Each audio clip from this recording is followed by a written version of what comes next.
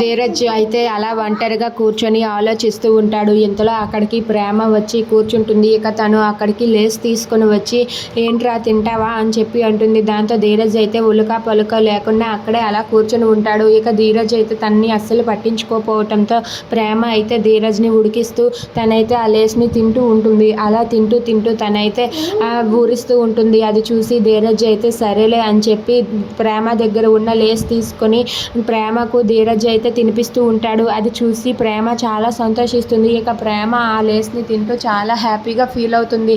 ఇక అక్కడ ఉన్న ధీరజ్ అయితే ప్రేమకు తినిపిస్తూ ఉంటాడు. తినిపిస్తూ ఇప్పుడు నువ్వు హ్యాపీయేనా అని చెప్పి అంటాడు. దాంతో ప్రేమ అయితే హ్యాపీయేరా, అయినా నువ్వు దేని గురించి ఆలోచిస్తున్నావురా అని చెప్పి అడుగుతూ ఉంటుంది. దాంతో ధీరజ్ అయితే ఏం లేదులే అని చెప్పి అంటాడు.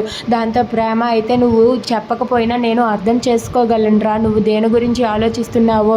నువ్వు మీ నాన్న అన్న మాటలు పట్టించుకొని దాని గురించి ఆలోచిస్తూ బాధపడుతున్నావు కదరా, కానీ నువ్వు ఇదివరకులా లేవురా, నువ్వు మారావు. నువ్వు అప్పుడు ఉన్న ధీరజ్ వేరు, ఇప్పుడు ఉన్న ధీరజ్ వేరురా, నువ్వు చాలా మారావురా.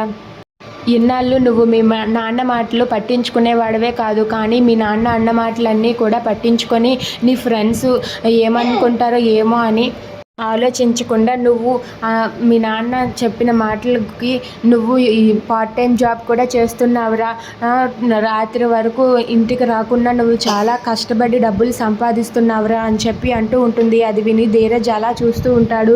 నీ కోసం నేను కూడా కష్టపడాలని నాకు అనిపిస్తుందిరా, నీ కష్టం చూసి నేను అలా ఉండలేకపోతున్నాను, అందుకే ఇంటి దగ్గర ట్యూషన్ స్టార్ట్ చేశానని చెప్పి అంటూ ఉంటుంది. అది వినగానే ధీరజ్ అయితే అలా మౌనంగా చూస్తూ ఉంటాడు. అలా ప్రేమ ధీరజ్ వాళ్ళిద్దరూ బాధ్యతల గురించి మాట్లాడుకుంటూ ఉంటారు. If you like this video please subscribe our channel.